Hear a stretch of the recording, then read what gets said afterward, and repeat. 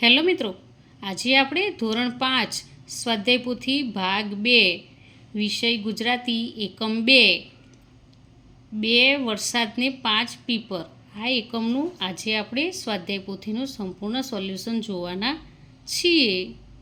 પ્રશ્ન 1, કોષ્ટકમાંથી શબ્દ શોધીને લખો। આ કોષ્ટક આપેલું છે અને તેમાંથી શબ્દો શોધી અને આ બાજુમાં લખવાના છે। હવે પ્રશ્ન 2, આપેલા વાક્યો કાવ્યની કઈ પંક્તિના ભાવ દર્શાવે છે તે પંક્તિ લખવાની છે।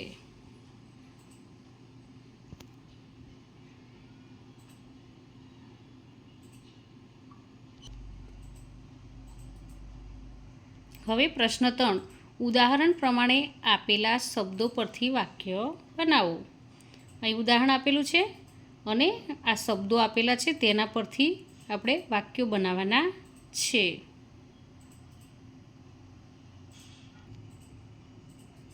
હવે પ્રશ્ન 4, શબ્દ અંતાક્ષરી મુજબ વિસ્તારી એ શબ્દનો અર્થ લખો।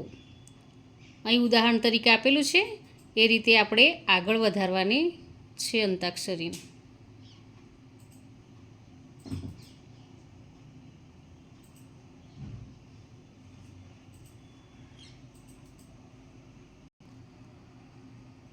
હવે પ્રશ્ન 5, તમારા વિસ્તારમાં બોલાતું વરસાદને લગતું જોડકનું તમારા માતા પિતા પાસેથી સાંભળીને લખો।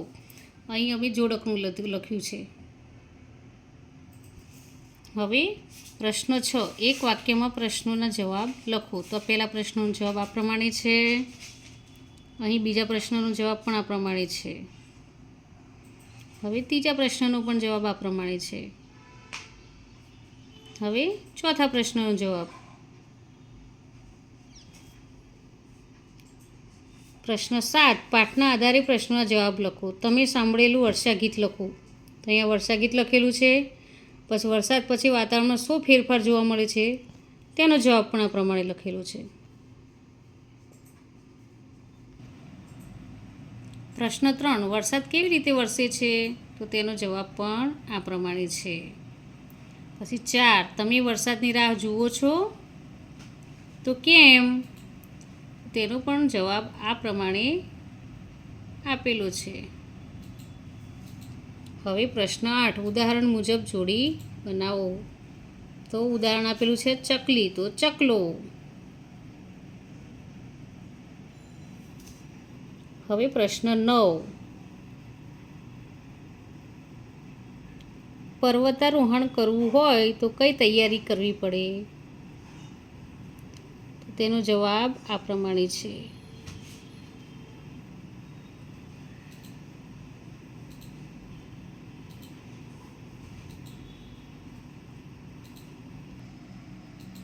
અહીં પ્રશ્ન 10, સંવાદ લખો।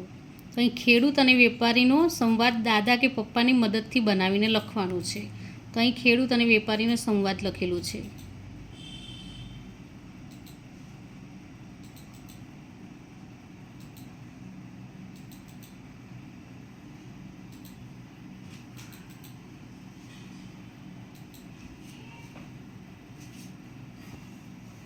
તો મિત્રો, અહીં આ એકમ 2નો વિડીયો પૂરો થાય છે।